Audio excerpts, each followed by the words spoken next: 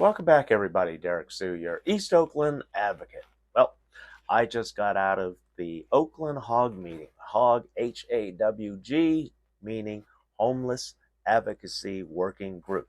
And today we were discussing, along with Alameda County, uh, issues with the Oakland and Alameda County homeless programs. Also, we had David Motorsbach of Alameda County Health, Health uh, for the homeless. And so, anyway, he was talking about a group that I'm very familiar with. In fact, I know the original uh, person who formed this group called Where Do We Go? In fact, I was the leader for Where Do We Go Oakland, and Andrea Hansen, she she was the original founder for Where Do We Go, and then she left because she became a lawyer and is currently working as a lawyer, fighting evictions. And so anyway, she handed the encampment over to another person, Ian Buddy, and so Ian Buddy, now what they're trying to do is create a group to hold all of the different third-party services that do homeless services for City of Berkeley and City of Oakland. They want an accounting. They want to be able to go into any shelter and be able to do and conduct an audit as to what their services are, because they're currently not. We know that the third party services are lying to the city. They're not meeting any kind of standard, because they're not held to any kind of standard. They say we're going to do this, that, and the other thing, but yet when it comes time for an audit, uh, they do nothing in terms of helping with the audit. In fact, they hinder the audit in every way possible. And it was so frustrating for Oakland's um, previous auditor, Courtney Ruby. She actually left because Oakland is so messed up. All of her audits have shown the flaws and the negative things that the city has been doing behind our backs, and the city is not honest. And so, um, anyway, today, some of the things that we discussed, the homeless shelters and the dangers inside homeless shelters, such as EOCP Crossroads, East Oakland Community Project Crossroads, and that's a homeless shelter in deep East Oakland on 75th Avenue and International Boulevard. I actually spent 91 days inside that shelter, and it was a hellhole. Uh, and the whole thing is that these shelters are supposed to be safe havens from the street. In fact, they were just as dangerous, if not more dangerous, than the streets. I say that because there were constantly arguments, and there were several fights. In fact, I was almost involved in one where this one person was just being a real jerk in the middle of the night or late night, and caused quite a commotion. He ended up being ejected from the shelter. Yes, the shelter is not required to keep your butt inside. And in fact, if you come back with alcohol in your breath, they don't let you stay at the shelter that night. In fact, you go get to sleep on the street. And that's how they treat the people there, which is really unfair. And then there's also drugs that are always in there. In fact, there was two dorms inside that shelter that we referred to. One is Skid Row, because it was nothing but drugs down there, and the other one we called the brewery, because every time the door could be closed and you can literally smell the alcohol coming out, wafting from under the doors, or when the door closes. It was that strong. And the shelter did nothing. The shelter personnel did nothing. The management did nothing. The counselors did nothing. Once in a while, they do uh, a dorm inspection, but then they never catch anything because they're not trying. And then they advertise their inspection, so it's not a surprise inspection. So gives time for all the illegal stuff to get out of there, such as the drugs and the alcohol and a lot of other contraband. Um, and then another, you don't know what the mental state of the person sleeping in the bed 3 feet away from you is either. Uh, when I went in there, the person, I was up against a wall, and he was 3 feet away from me. And while he's asleep, this person is talking about killing people. He is murdering people, slashing throats. And myself and the person who slept on the other side of him, we slept with one eye open because this guy spoke clearly. I mean, just like you and I are having a conversation right now, he is speaking that clearly about killing you. And then there was a young couple that were kind of newlyweds, but they've been married a couple of years. And the wife, she went to take a shower.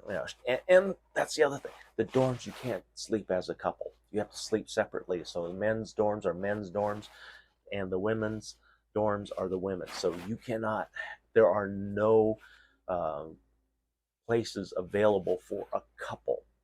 There's a family floor at that shelter, but you have to have children, and the children cannot be more than 16 years old. So that means if you're becoming homeless and your child is 16, 17 years old, you can't go into that shelter. So there are a lot of issues, and like I said, there are a lot of dangers. Theft is a very common thing. You have no friends. You have nobody you can trust, not even the staff there. I worked in the kitchen to give me something to do rather than sitting around and wasting away, so to speak. And so I worked breakfast shift in the kitchen. So I was part of the kitchen staff, and I worked usually the lunch, and it was once in a great while I might work the evening shift, but it wasn't very common. I worked usually 2 shifts, breakfast and lunch. And then I was at the shelter for 91 days, so I get fed anyway, and call it a day. But it wasn't a pleasant experience. Showering, you have to take everything and keep it in the shower stall with you, because if you draw that curtain and you leave it out in view, it's highly likely when you get out of your shower that that item may not be there if it's of value. In fact, they even steal shoes. If you had good Nikes, Air Jordans or something, those shoes disappeared too.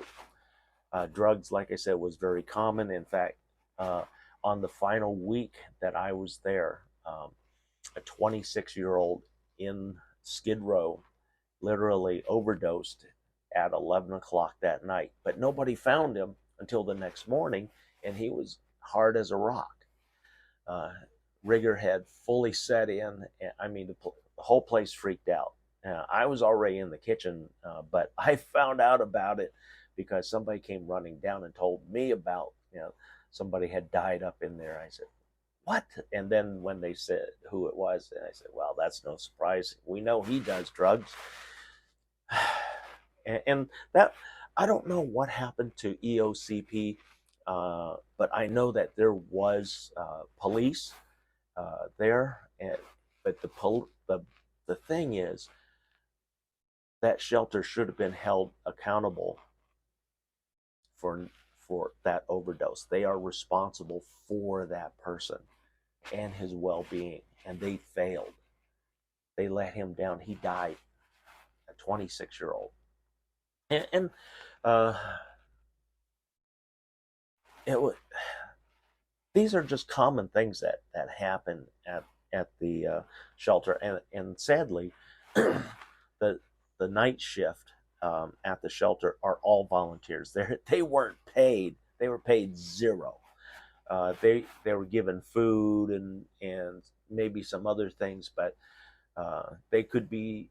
They were also folks that were serving community service. So there were a lot of problems with the entire program, because if you have people doing community service, they really are people that don't give a shit.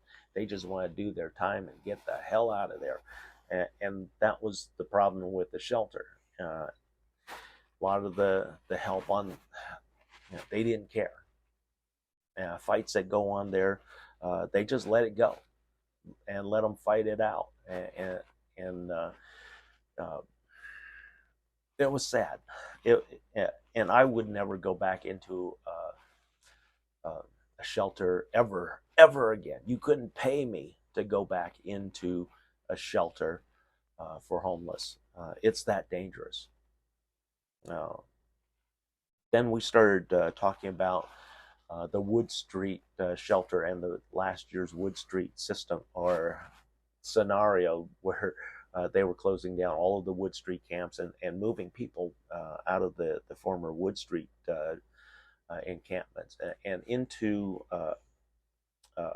an organized sheltering system, which had supposedly 100 beds. And this has just been a disaster. Number one, the third party agency in charge of overseeing the program was a problem to begin with, BOSS. And BOSS stands for Building on Self Sufficiency. They've been a problem for years that we've known about, but yet cities continue to give them money and they don't hold them to a matrix standard, meaning that there are set goals and expectations that are in writing that they have to meet in order to continue with the next year's contract. And that's just not happening. And that's why here we at HAWG have been talking against all third party services for homeless services. And in fact, we want to do away with that. We want to bring back co sponsored or co governed encampments. I actually ran a self governed camp. I was the governor, and also I had a staff with security, and we ran very well for a number of years until we had criminal element trying to move in and really rough things up for a lot of people. And then the camp finally ended up closing because those that were really homeless went into the different programs that were offered by the city of Oakland and by Alameda County. And so the only people that were left there were the criminals, the troublemakers, the problem children of Oakland. And so when I left, after they burned me out, in fact, the person who burned me out was one of Oakland's problem children. And he's been shot a number of times. He showed me where his arm, literally, you could see where the bullet hole was, and then the big old area that was blown out from where the bullet exited. And he was proud of it, and he didn't care. It was like a badge of honor for him to have that, and showing me that he's a tough guy, that he can be shot and still be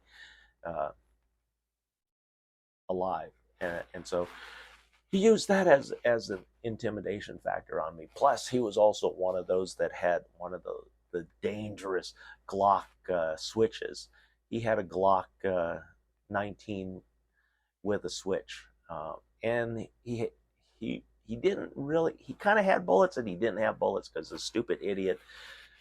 Those things go through bullets, so fast. I mean, we're talking 30 rounds in under 3 seconds. Literally, you can see how this gun operates on YouTube. Just look up Glock 19 with a switch. I know Hickok 45, his website, he shows one of those. I mean, it is a tickler to fire one, but it is also dangerous because you can't aim that thing properly. It just goes and just, it's called a spray and pray. That's what that is. And this person had that, but we had, and he was the one who ended up burning me out and causing me to leave the streets because at that time the encampment. I was it was myself and one other person who were the only homeless people in the camp, and then we were outnumbered approximately 10 to 2. So when they burned me out, the other person, he also left. He moved down further down the street away from that camp because it was so dangerous uh, there, and he knew the criminals, but he was uncomfortable being around them, and I mean, it's just a real bad situation down there at my former camp, and yet the city of Oakland does nothing about it because it was supposed to close over a year ago. In fact, it was supposed to be closed a year ago in December. And now all it is, it's a place for criminals to literally go do their dirty work, to go hang out. During the day, there's nobody there. And that's one of the things that I was mentioning today at the HAWG meeting. There are no homeless people at my former camp, only a criminal enterprise. And it's a stop off. It's a stopping point. During the day, nobody's there. But you go there at 10 at night until 5, 6 in the morning. There's plenty of activity. Currently, there's about a dozen stolen cars in various states of disassembly right now. And again, the city of Oakland does nothing. Shangtown does nothing. And city council does nothing. Trevor Reed could actually do something, say something to stop this nonsense on 77th Avenue. And they're also a hazard to the neighborhood because they have guns. They drive. They do their sideshows down here because they're stealing cars. They don't care about what they do. And so these are the kind of people when they get into something, they're either going to run or they're going to try and harm you. And so they learned about me because when they tried to harm me, they either got shot or they ended up going to emergency because I used my mixed martial arts on them. And so that's why a lot of times when I go to the camp, everybody bails out of there about 6 o'clock because they know I'm coming. And if they see me and I see what they're doing, they're pretty sure I'm going to be reporting it to the OPD, but then they laugh at OPD because OPD is a joke. Yeah, OPD, you are a big joke, and I'm saying it to you. You elect me, though. I'm going to change that. I'm going to make you better, faster, smarter, and the equivalent of some of our top tier law enforcement agencies, because that's who I would be bringing in. People from Quantico, Virginia, to revamp all of the Oakland Police Department, top to bottom. Then we started talking about the different sheltering systems, the electrical systems. Most of them have faulty systems. The Second Avenue and Second Street encampment. It was only lasted a few months, and they were filled with the piece of junk pallet shelters from Seattle, and they were costing $2,200 for each pallet. Shelters could be set up in an hour. Had a heater inside, but the heaters, if there was electricity, and that was the problem with that site here in Oakland at 2nd Avenue, 2nd Street. Electricity was very intermittent because it wasn't engineered properly, just like the Oakland home base park. Before it opened, I was screaming at all of the city people that this is a fire hazard. Somebody's going to die here. I was a general contractor, a federal general contractor. So I know electrical codes. I have to maintain them and meet them. And what Oakland was doing was a joke. Somebody was going to die. In fact, one of my clients nearly died just a couple of months into that safe park.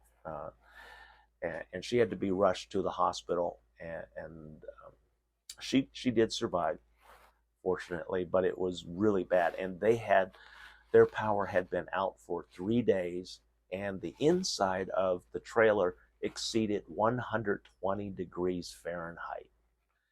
So these are all issues that we talk about, and it's all human issues, because all of this could be fixed. And then the other thing, they talk about this, all the sheltering systems talk about self-sufficiency. They're all lying to you. They're not about self-sufficiency, because if they were about self-sufficiency, they would be having cooking facilities, so that people with special needs or special uh, dietary needs like myself, they can prepare their own meals, have their own food. But yet our entire system, top to bottom, does not allow that, and in fact uh, demands that you eat the food that they provide if you cannot go out and buy your own food. And it's pretty poor quality, the stuff, because a lot of the food programs, they did shut down after COVID. And now that's the biggest complaint on all of the shelters, the horrible food, if they even get the food. And supposedly each one of these trays was $10. That's a significant amount of money for terrible food. Um, and then the other thing that came out, um, Alameda County is not working on affordable housing. Oakland is not working on affordable housing. I have the only plan for future affordable housing for zero income and low income. And it doesn't cost the taxpayers.